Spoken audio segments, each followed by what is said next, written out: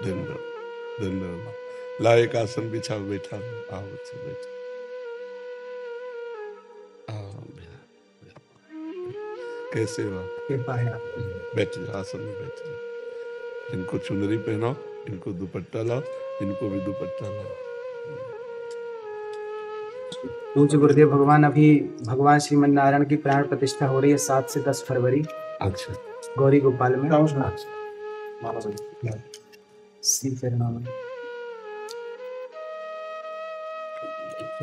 कौन से ठाकुर विराजमान? भगवान श्रीमन नारायण, भगवान श्री सीताराम चंद्र। अच्छा, ठाकुर जी विराजेंगे।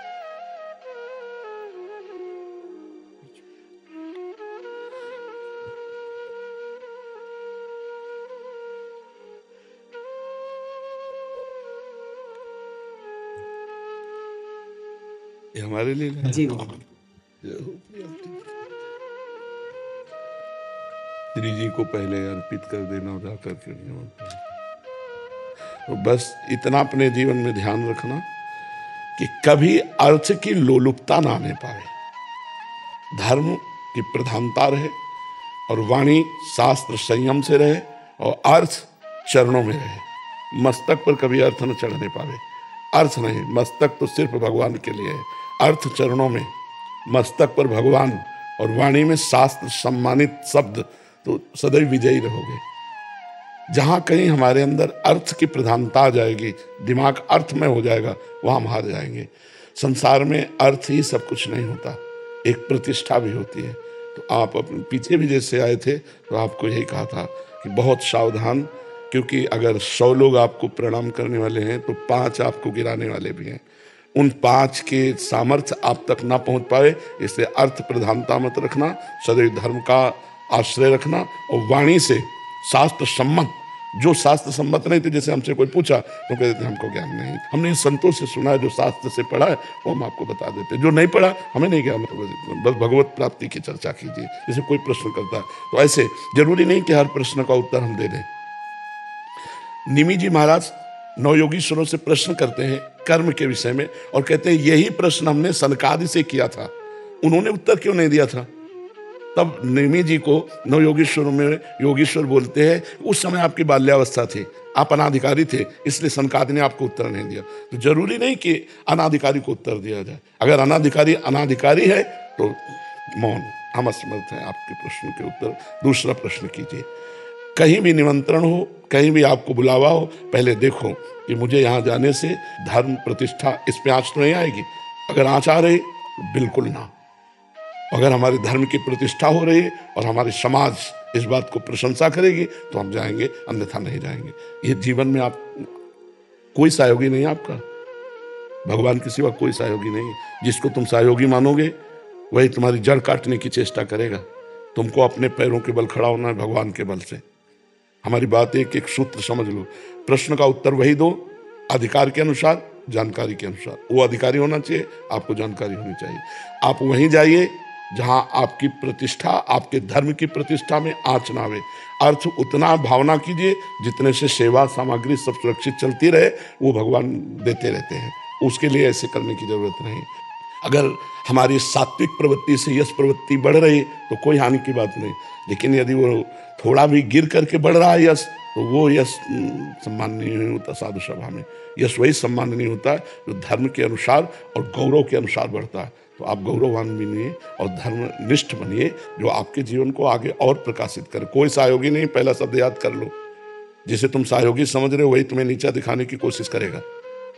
आपको अगर उन्नतिशील बहुत समय तक टिके रहना है धर्म क्षेत्र में, तो आपको अपने पैरों के बल खड़े होना पड़ेगा। इसके लिए आपको परिपक्व रहना होगा, स्वयं परिपक्व रहना होगा। यश बढ़ने में वर्षों लगते हैं, धूमिल होने में 2 मिनट लगते हैं। 2 मिनट में सब चौपट हो जाता है। इसलिए जो भगवान ने आपको दिया है यश, जो भगवान ने आपको पवित्रता दी, उसका निर्वाह आप कीजिए। संयम से स्वयं रहिए। कहीं भी कभी भी जो भगवान ने अर्धांग में विराजमान कर दिया, इसके सिवा कभी दृष्टि नहीं डालनी।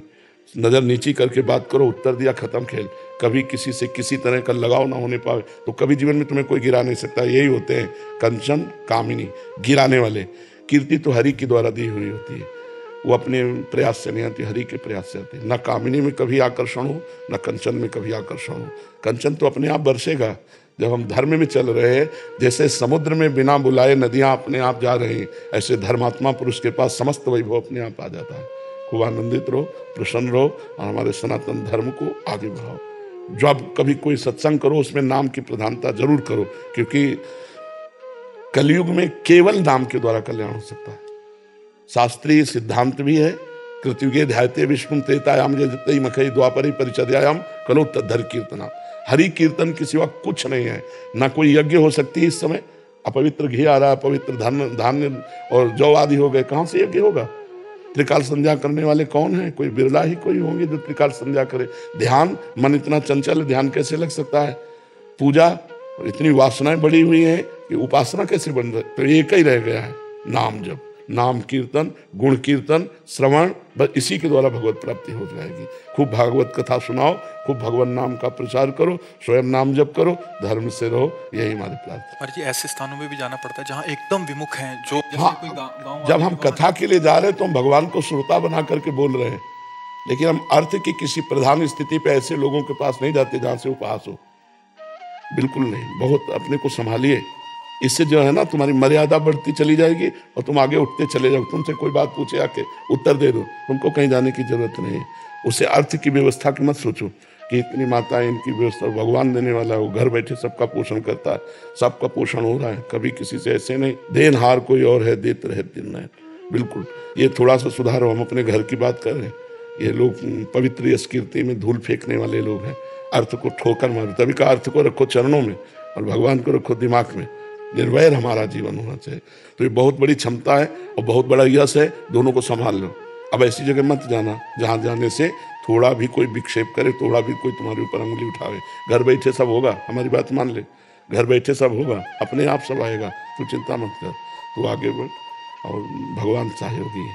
हमें ये बहुत अच्छा लगा कि जैसे सैकड़ों माताएं हैं ना, बहुत उत्तम बात है बच्चा।